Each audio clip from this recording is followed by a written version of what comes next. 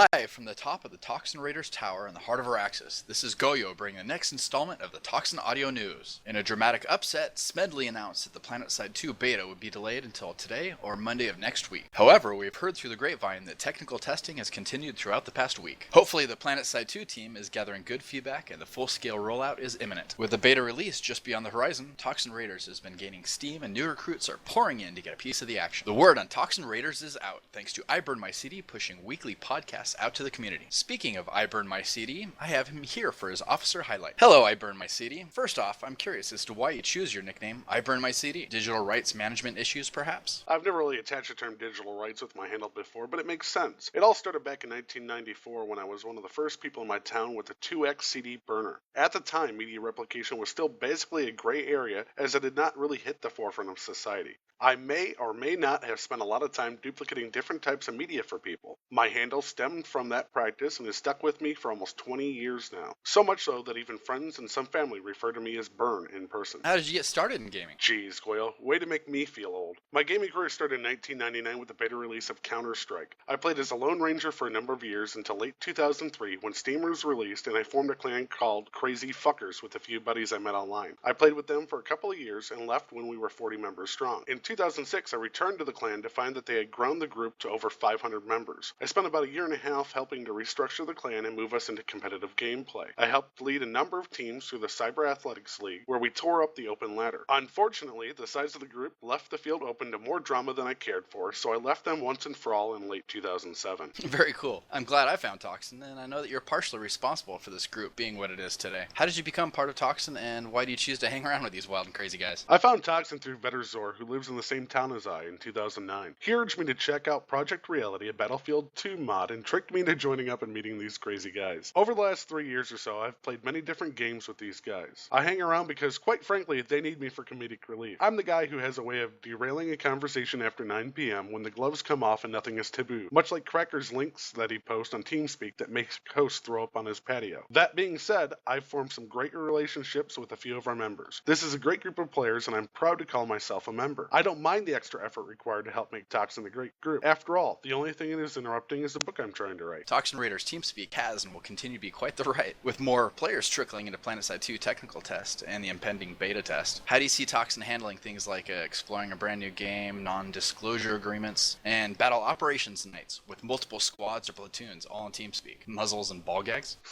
Muzzles and ball gags, I love it. As always, Toxin will approach Planetside 2 by jumping in with both feet. We don't do anything half-assed around here, so rest assured we're gearing up and getting ready to lay the law down. We have a pretty open door policy when it comes to recruitment, and if we aren't right for you, you're free to leave at any time. If you have an issue with what we're doing or another player, bring it up to an officer and we'll take care of it. We don't have a lot of rules, but one that we refuse to budge on is that there is little tolerance for racism on the forums or TeamSpeak. We're a mixed group here, and if all you want to do is spread hate, then you don't belong with us. In regards to managing NDAs, we're careful not to post or discuss anything outside of approved channels. I keep an eye on the forums to make sure that someone is not posting information that could get them or the group into trouble. If there's any question as to whether or not the information can be posted, it is typically removed very quickly. There have been numerous cases where I've burned posts over the last few weeks and reprimanded users for their actions. However, I also explained why they cannot post what they did. As for TeamSpeak, we have a pretty sweet setup. I own an IT consulting firm that specializes in hosting services. As such, I've leveraged a few of our partner contracts to provide Toxin with a dedicated server for our TeamSpeak needs. Our current server is set up to handle 500 client connections, which will serve our user base for quite a while. Naz has set up tons of ranks and groups to represent different member classifications, and we have a huge number of channels available for the different games we play. I'd tell you more, but the secret to security is to never show your hand to the enemy. While I appreciate the idea of muzzles and ball gags, I don't think all of our membership are into BDSM. Instead, we're opting to rely heavily on platoon and squad breakdowns in TeamSpeak, and a whole lot of channel commander awesomeness. Channel commander awesomeness. I love it. TeamSpeak does rock. It enables online gamers the ability to hang out, have fun, accomplish cool stuff. Do you believe Planetside 2 will provide the opportunity to accomplish the cool stuff that Toxin is looking for? If Planetside 2 does not provide what we're looking for, I'd be very surprised. We have a number of twitchy players that excel in fast-paced atmospheres and completely own in whatever game they play. For players that don't have those reflexes, the opportunity to support via air and or tanks is going to provide an awesome mix. One of the aspects that I know I've missed from many FPSs as of late is the ability to really develop tactics. I played a lot of Project Reality because we had to make smart decisions on how to move, where to move, and what points to take. Planetside 2 should provide players like myself the ability to bring in some interesting tactics other than run and gun. Frankly, I'm looking forward to the apps I'll be putting out for Android and iOS devices, and I'll be able to monitor gameplay even when I'm at work. Have any guesses on how long it'll take before the novelty of Planetside 2 fades and then get serious with outfit battle ops? I'd say give us a week. We're a pretty diverse mix, so once most of our player base is in the game, we'll have a pretty good handle of things within a week or two at max. After that, we'll spend a decent amount of time putting together squads and platoons to enable us to turn Araxis purple. We realize that the key to organized play is understanding your teammates and what you can expect from them. Do what you will in your free time, but during organized play, be prepared for briefing and debriefing sessions before and after battle ops. Most of the membership can leverage a large amount of time on the weekends, so you might as well tell your family, friends, and anyone that cares about you to keep the Hot Pockets and Red Bull coming, because you're in it for the long haul. I also suggest that you get a wireless headset so you're always in touch,